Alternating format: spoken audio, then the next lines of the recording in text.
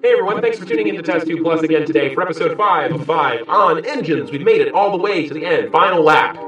Car puns. The best. So we've talked about how engines work, who invented them, alternative types of engines, electric cars, hybrids, all sorts of stuff, hydrogen cars.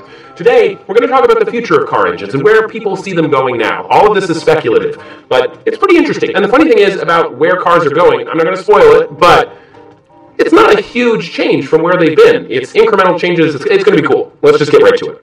Cars run on more than just gas and electricity. I think you probably already figured that out. We've already touched on hybrids, biodiesel, hydrogen. There are similar things like ethanol, compressed natural gas, but there are cars out there that are just thinking really differently about how they're going to drive around outside. Solar cars, for example. Alternative energy has been progressing pretty rapidly. We've got wind power, we've got hydroelectric power, we've got nuclear power, but solar power is one that we haven't quite figured out for powering whole cities. But we can potentially run cars on solar energy, and there are some people actually trying to do this. There have been commercial cars that have implemented solar power already, but usually on the small scale, things that run headlights or just the radio. There's yet to be a car in the stock market, not the stock market, but out in a stock car situation, that has solar power in a massive scale.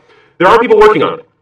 There are numerous solar car competitors where teams would build and race cars that rely only on solar energy, but they're usually hyper-light vehicles. They're not exactly useful for hauling groceries back and forth. And there are companies making those technologies into practical prototypes. But right now, they're mostly just shown at consumer electronics shows and auto shows. If it works for electric vehicles, it should work for solar vehicles. But instead of plugging in, it uses energy from sunlight. The sunlight would then charge the battery would then run the motor, and you could drive around. The problem isn't so much the solar car, it's that solar panels are not particularly efficient. Even though you cover the car with solar panels, there's not enough electricity generated to power a normal-sized car. A lot of these prototypes have to go into this more one-person vehicle thing, because remember what we were talking about earlier, the lighter the thing, the more efficient it can be, because it requires less to get it going.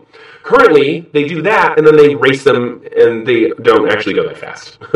The world speed records are measured by average speed over a 500-kilometer course, and the new record was set at 107 kilometers per hour, which sounds like a lot in kilometers, because, I don't know, metric sounds funny like that. 66 miles an hour, not exactly super fast. But remember, though, this car is a car built for the fastest it can go with solar energy. It looks like a race car, doesn't really go that fast, and yes, it only uses solar power, but obviously this is not quite ready yet for market. So, solar power, not the best. What about wind power? Seems kind of counterintuitive. You have a car that's powered by the wind that's driving, so it's getting wind blown through it. I don't know. I'm not talking about hooking up a sail to a car and sailing it down the street, although there are people who have done that. I'm talking about taking a wind turbine to power a battery.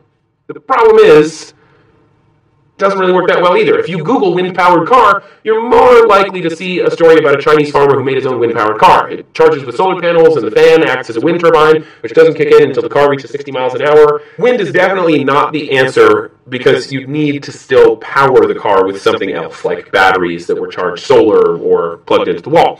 But people are still working on the idea of using roof-mounted wind turbines to power an electric car. In fact, there's a patent to one of these from the 1970s.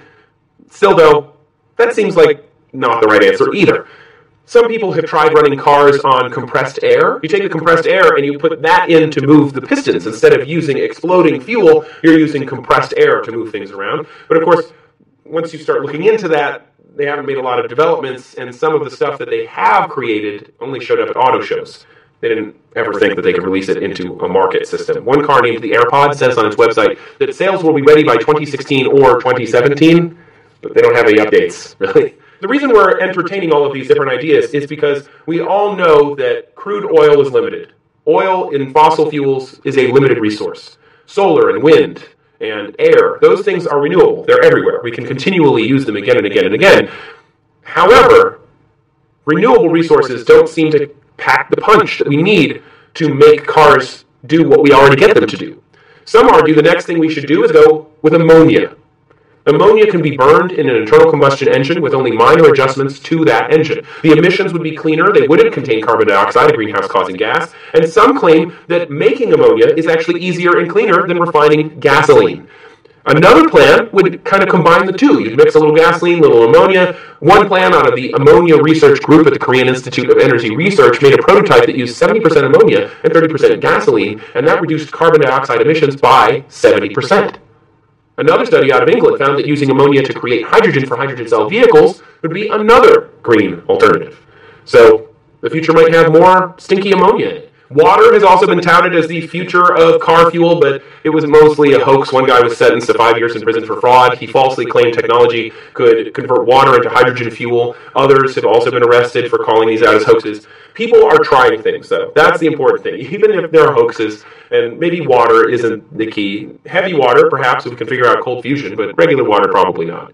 The future of cars and engines likely comes back to an internal combustion engine of some kind. There'll be new rules, new regulations, new technologies, which will make it run cleaner and maybe on something other than gasoline, but it could also be the alternative to electric vehicles. Because though electric vehicles are very efficient while driving, making batteries is not entirely green as technology goes. It might mean that we need a combination of alternative energies, a little solar, a little electricity, a little ammonia, a little gasoline, just to try and figure out a middle ground. Imagine a car that runs on part gasoline and part ammonia. The solar panels to run the radio, an electric motor to make it more efficient, so it's like a hybrid engine as well, and it can recharge using wind at a powered station somewhere, and it's not like a real car, but it's using all of these different technologies and combining them all together to make a car that's hyper-efficient, doesn't require and only utilize fossil fuels, and doesn't pollute nearly as much. Just like how one person did not invent the internal combustion engine. It's going to take a lot of people doing a lot of things over a lot of years to shape and change how we drive on this planet.